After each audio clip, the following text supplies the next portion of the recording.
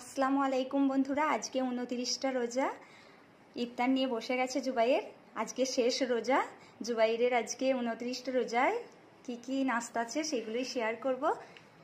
ফল, এখানে কারগিল দুধ দিয়ে ভিজানো আছে, চাট, রসগোল্লা, ছোলা, মিহিদানা, ডিমের হালুয়া, তরমুজ, আদা, এটা 2 রকম শরবত আছে, একটা জলজিরার শরবত আর একটা তরমুজের শরবত।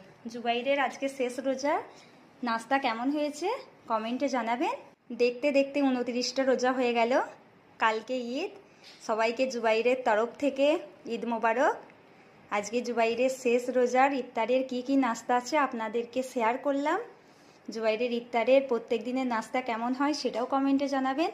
জুবাইর যেন আবার পরের বছর আপনাদের সঙ্গে ইফতারের নাস্তা শেয়ার করতে পারে। সবাইকে ঈদ মোবারক। জুবাইরের ইফতার আপনাদের কেমন লাগে কমেন্টে জানাবেন।